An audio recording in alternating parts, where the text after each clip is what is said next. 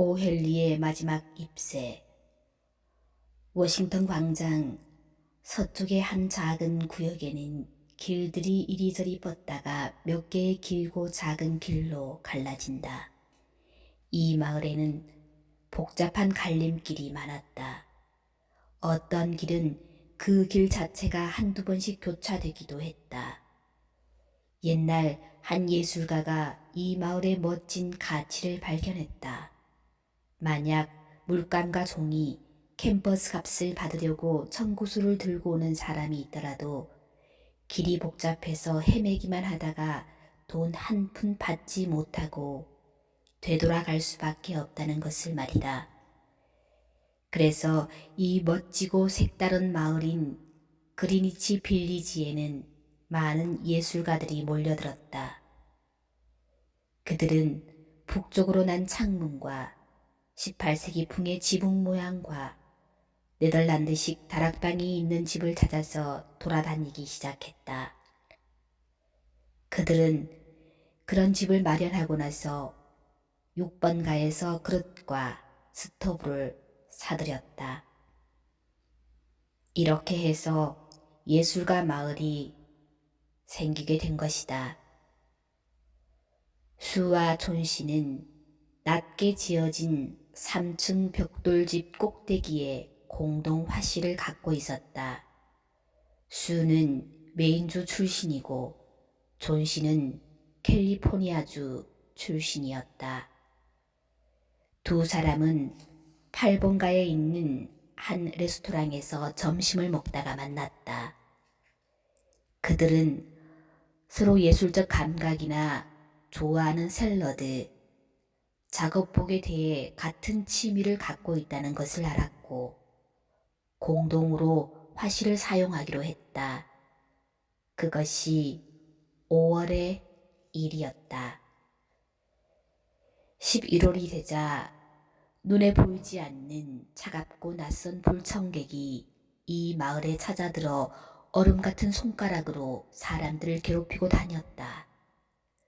의사들은 그것을 폐렴이라고 불렀다. 동부 지역에서는 이 무서운 악당이 대담하게 돌아다니며 많은 사람들을 희생시켰다. 그리고 이 마을의 좁고 이끼 낀 골목까지 찾아와 어슬렁거리며 돌아다니고 있었다. 폐렴이라는 나그네는 신사가 아니었다. 캘리포니아의 부드러운 바람 속에서 자라난 가냘픈 여자는 피투성이 주먹을 가진 과격한 악당과 맞서 싸울 만큼 강하지 못했다. 결국 이 악당은 존씨를 덮치고 말았다. 존씨는 페인트 칠을 한 침대에 누워 꼼짝할 수 없게 되었다. 네덜란드풍의 작은 창문을 통해 이웃 벽돌집의 텅 빈 벽만을 멍하니 바라보는 날이 계속되었다. 어느 날 아침 짙은 회색 눈썹의 의사가 수를 조용히 복도로 불러냈다. 주 아가씨 말이오, 아무래도 회복하긴 힘들겠군요. 의사는 체온계를 털어내면서 말했다. 만약 살아야겠다는 의지만 갖는다면 희망이 있긴 하지만 지금처럼 스스로 장의사를 기다리는 마음이라면 아무리 좋은 처방도 효력이 없어요. 병이 낫지 않을 것이라고 아예 포기하고 있는 것 같소. 혹시 간절히 마음에 담아두고 있는 일이 있나요? 그 애는 나폴리 해안을 그려보고 싶어 했어요. 수가 대답했다. 그림? 그런 것 말고 마음속으로 간절히 원하는 것이 있어야 해요. 혹시 남자친구는 있나요? 남자친구요? 수는 콧소리가 섞인 목소리로 말했다. 남자가 그만큼 중요한가요? 아무튼 선생님, 그런 건 전혀 없어요. 그렇다면 큰일이군. 의사가 대답했다. 일단 힘이 닿는 데까지는 모든 방법을 써보도록 하겠소. 하지만 환자가 스스로 장내식 행렬에 오게 될 마차의 수나 세고 있다면 치료의 효과는 반으로 줄 수밖에 없어요. 만약 아가씨가 환자를 잘 설득해서 올겨울엔 어떤 외투 소매가 유행하는지를 묻게 된다면 환자가 살아날 가망성은 10분의 1에서 5분의 1로 늘어날 거요. 의사가 돌아간 후 수는 작업실로 들어가서 휴지가 흠뻑 젖을 정도로 울었다. 그리고 존 씨를 안심시키기 위해 경쾌하게 휘파람을 불면서 화판을 들고 그녀의 방으로 들어갔다. 존 씨는 이불을 덮고 얼굴은 창문 쪽을 향한 채 누워 있었다. 수는 존 씨가 잠이 들었다고 생각하고 휘파람을 그쳤다. 수는 조용히 존 씨 옆으로 다가가 화판을 세우고 잡지 사파로 사용할 펜 그림을 그리기 시작했다. 젊은 미술가들은 잡지나 소설의 사파를 그리면서 예술로 향하는 길을 개척해 나가야만 했다. 수가 소설의 주인공인 아이다호 카우보이의 멋진 승마복과 안경을 그리고 있을 때 낮은 목소리로 여러 번 되풀이되는 소리가 들려왔다. 그녀는 급히 존 씨가 누워있는 침대를 살폈다. 존 씨는 눈을 크게 뜨고 창문 밖을 바라보면서 무엇인가를 세고 있었다. 그것도 거꾸로. 12, 11, 19, 8, 7. 수는 창밖을 내다보았다. 도대체 무엇을 세고 있는 것일까? 보이는 것은 쓸쓸하고 텅 빈 마당과 창문으로부터 조금 떨어져 있는 옆집의 벽 돌담뿐이었다.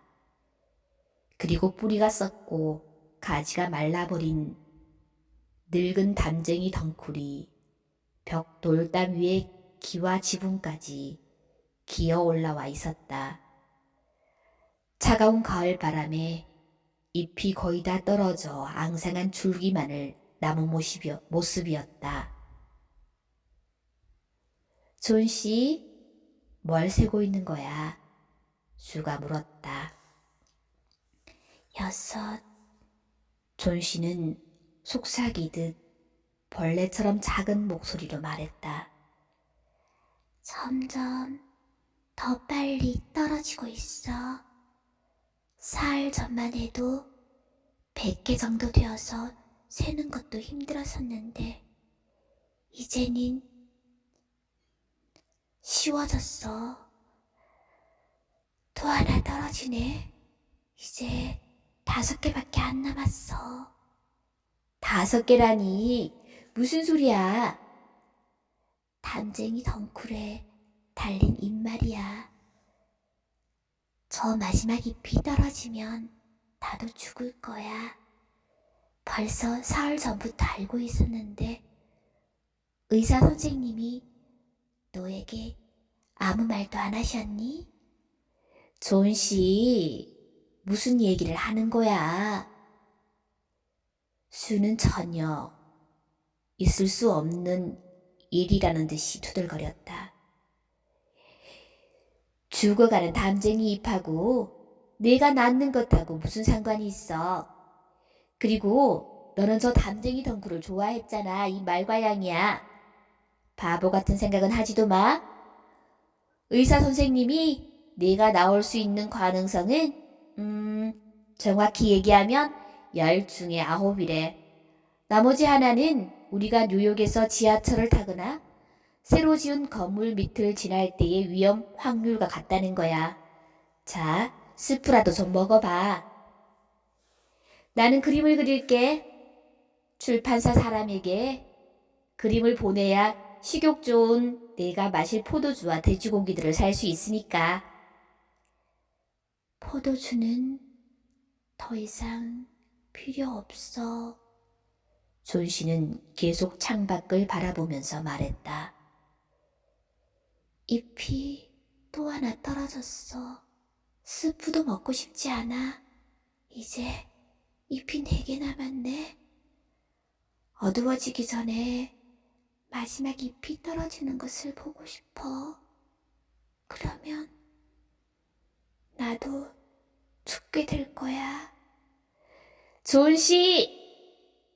수는 존 씨 위로 몸을 굽히며 말했다. 내가 그림을 다 그릴 때까지 눈을 감고 창밖을 내다보지 않겠다고 약속해 줄래? 커튼을 내리고 싶지만 그림을 다 그리려면 밝아야 하니까 그럴 수 없어. 내일까지 이 그림을 완성해서 갖다 줘야 하거든. 다른 방에서 그릴 수는 없어? 존 씨가 냉정하게 물었다. 나는 내 곁에 있고 싶어. 그렇지만 나는 내가 저 담쟁이 덩쿨잎을 계속 바라보고 있는 것이 정말 싫어. 그림을 다 그리면 바로 알려줘.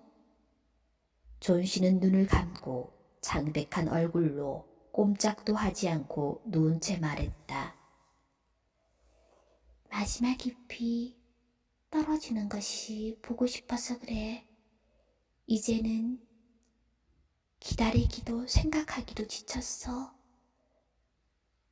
모든 것에서 벗어나서 저 약하고 고달픈 잎사귀들처럼 아래로 떨어지고 싶을 뿐이야. 잠을 좀 자도록 해.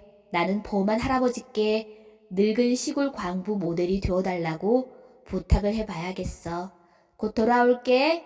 그때까지 꼼짝 말고 누워있어. 보만은 건물 맨 아래층에 사는 화가였다. 그는 60이 넘은 노인으로 도깨비 같은 체구에 덥수룩한 머리를 하고 미켈란젤로가 그린 모세 같은 구불거리는 수염을 기르고 있었다. 그는 실패한 화가였다. 49년 동안이나 그림을 그렸지만 좋은 작품은 하나도 그리지 못했다. 항상 걸작을 그리겠다고 말했지만 아직까지 시작도 해보지 못했다. 몇 년 동안 값싼 그림만 가끔 그렸을 뿐이었다. 그는 가난해서 직업 모델을 쓰지 못하는 이 마을의 젊은 화가들에게 모델이 되어주고 조금씩 돈을 벌었다. 그러면서도 술을 많이 마시는 날에는 걸작을 꼭 그리겠다고 떠들곤 했다. 체구는 작지만 과격한 그는 마음이 연약한 사람들을 보면 비웃었다. 그리고 자기 방 위층에 있는 두 젊은 화가를 자신이 보호하고 있다고 스스로 이야기하고는 했다. 보만은 어두운 자기 방에서 강한 물감 냄새를 풍기고 있었다. 방 한쪽 구석에는 25년 동안 걸작으로 태어나길 기다려온 하얀 캔버스가 삼각대에 놓여 있었다. 수는 보만에게 존 씨의 이야기를 했다.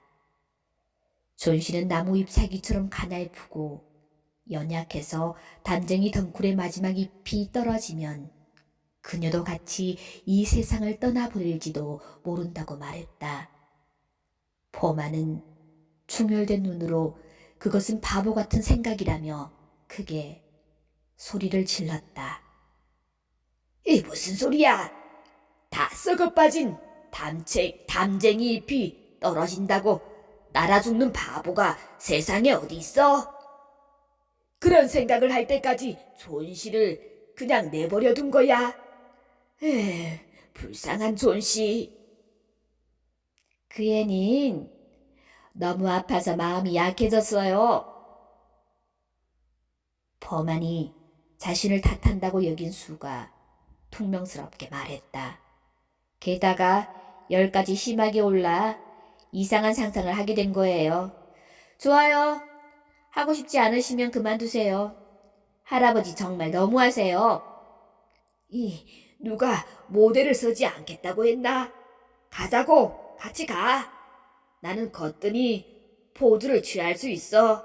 다만 존 씨가 걱정되었을 뿐이라고. 이런, 여기는 존 씨같이 착한 아가씨가 알아놓을 곳이 못 되는데. 하여튼 내가 걸작을 그리는 날에 우리 같이 여기를 떠나자고. 그들이 위층까지 올라왔을 때 존 씨는 잠들어 있었다. 수는 커튼을 창문 아래까지 내리고 범안과 옆방으로 갔다. 그 방에서 두 사람은 걱정스러운 얼굴로 창문 밖 담쟁이 덩쿨을 내다보았다. 그리고 잠시 말없이 마주보았다. 차가운 진눈깨비가 계속 내리고 있었다. 범아는 낡은 청색 셔츠를 입고 바위 대신 주전자를 엎어놓고 앉아서 시골 광부의 포즈를 취했다. 다음날 아침 수가 1시간쯤 잠을 자고 깨어나니 존 씨가 눈을 크게 뜨고 내려진 녹색 커튼을 바라보고 있었다. 커튼을 올려줘. 밖을 보고 싶어. 그녀는 속삭이듯 이야기했다. 수는 할 수 없이 시키는 대로 했다. 그런데 놀랍게도 밤새도록 휘몰아친 비바람을 이겨낸 잎사귀 하나가 벽돌담에 그대로 매달려 있었다. 담쟁이 덩쿨의 마지막 잎이었다. 덩쿨의 줄기 쪽을 향한 부분은 짙은 녹색이었지만 가장자리는 시들고 말라서 노랗게 변해 있었다. 하지만 가지에 단단히 매달려 있었다. 마지막 잎이 남아있네. 존 씨가 말했다. 밤에 틀림없이 떨어졌을 거라고 생각했는데 바람 소리가 무척 심했거든. 하지만 오늘이 지나면 저 잎도 떨어져 버릴 거야. 그러면 나도 죽게 되겠지? 존 씨. 슈는 지친 듯한 얼굴을 베개 쪽으로 돌리며 말했다. 내 자신을 생각하기 싫으면 나라도 생각해줘.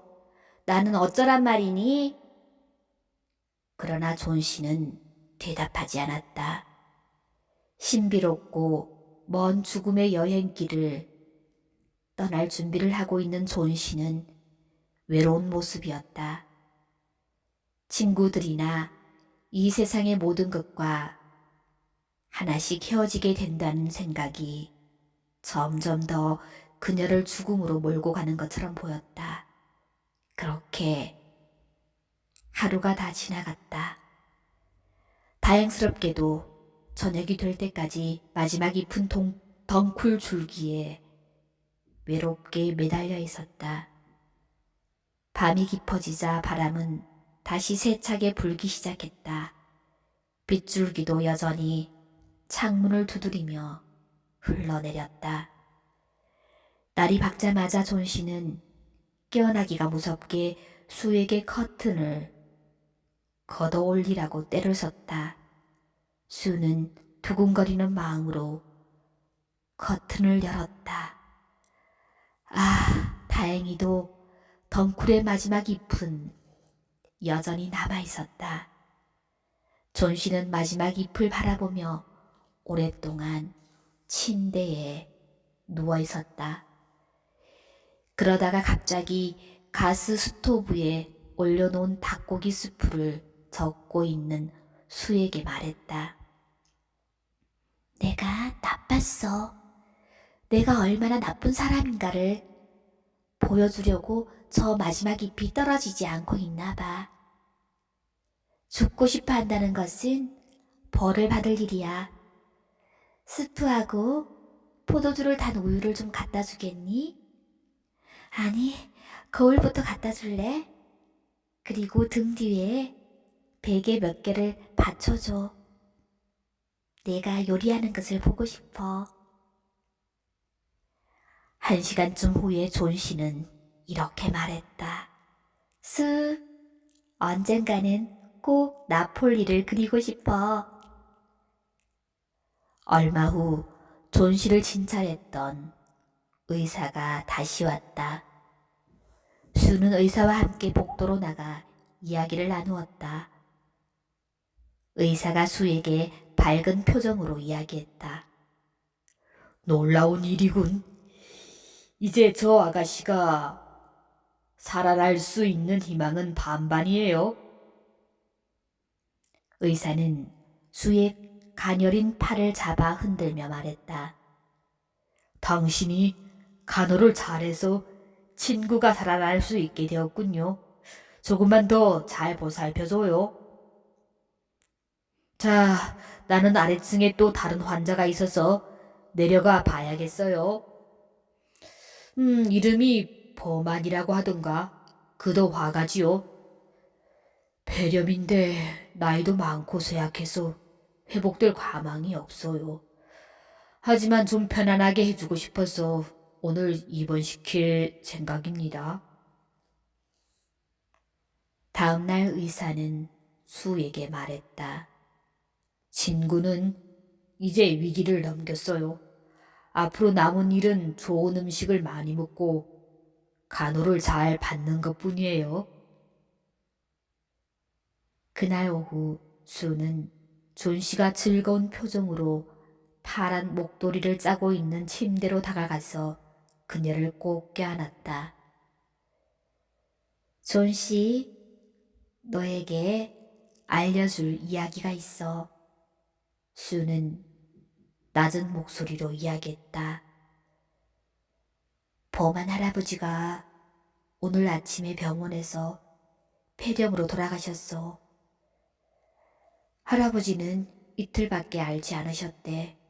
병이 난 첫날 아침에 건물 관리인이 방에서 통증으로 괴로워하는 할아버지를 발견했나 봐.